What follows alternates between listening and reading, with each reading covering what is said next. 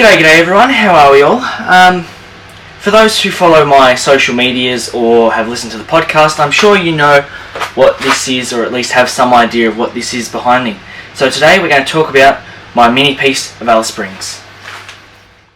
Okay, so just a little bit of background to this enclosure build. So the enclosure itself is 180 by 180 by 120 centimeters, and it houses currently 3 Centralian carpet pythons until I get them sexed, and then I can figure out what a pair looks like out of those guys. Now, the idea behind this enclosure was to create my own mini piece of Alice Springs, utilising some fake rock work or mock rock work and an old shack, as you see there.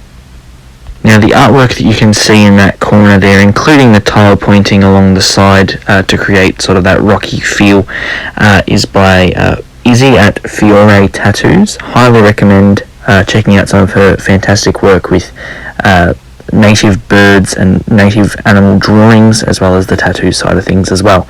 Now, of course, Dane and I put together the shack side of things.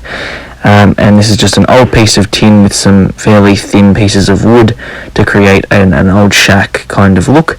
And to complete that, as you'll see in a minute, there's a little old rusty bucket that's there, acts as the water bowl as well. Now, the mock rock work was by Damien over at Copperhead Customs. Highly recommend. Absolute ripper bloke, and was happy to help out with this sort of a setup. Now, what I'm zooming into now is the heated hide box that is 60 by 60 by 60, and it has a heat mat in the bottom with some tiles and that sort of thing to heat up as an extra place for the animals to get away from the light, I suppose, and to still get warm as well.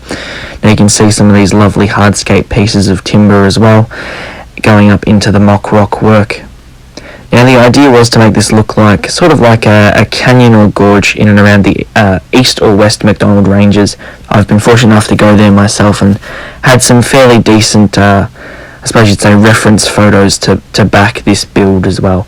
I'm really happy with how it's turned out. It's an awesome setup, and it's such a awesome display piece. Now, that piece of rock there that you just saw in the foreground is just a rock itself. There's no hide or anything like that, but the snakes themselves do go under that piece as well to get away from it all. As you can see, some of the snakes here. Now, these snakes came from Danny Dreyers over at Red Desert Reptiles. If you're after any of the, I suppose, almost essentially Uluru or Alice Springs native species, definitely check him out. Nowadays he's based up in far north Queensland, but he still has a fair whack of his collection as well, including sort of Centralian blueies, Western blueies, and some other bits and pieces as well. And he's a ripper bloke too. So you can see one of the snakes there cruising around using the whole space. I'm really looking forward to seeing how these guys utilise the enclosure and how they do what they do naturally as well. So you can see one of them almost doing that typical rough scale python pose, sitting there in that hide.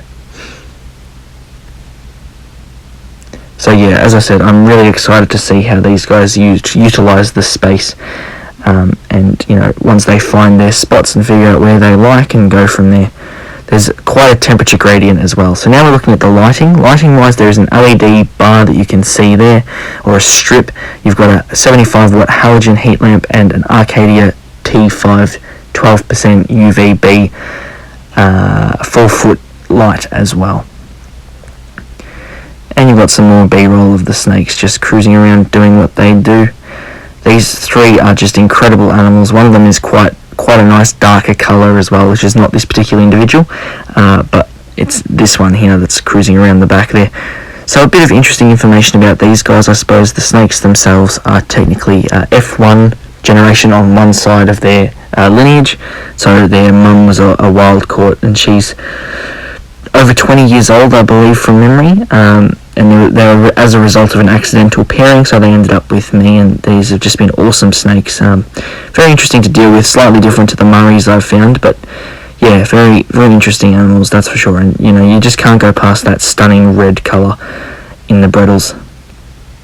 But yeah, anyway, I hope you've enjoyed slightly different style of video as well. But yeah, this is the mini piece of Alice Springs. This starts the Northern Territory or Northern Australian wall that I'm looking at putting together over the next couple of months. So yeah, hope you enjoyed that piece of video there and that footage. If you have any questions or would like to leave any comments, feel free to. If you want to get a hold of me, feel free to message me at Josh's Aussie Reptiles on just about all your social media platforms.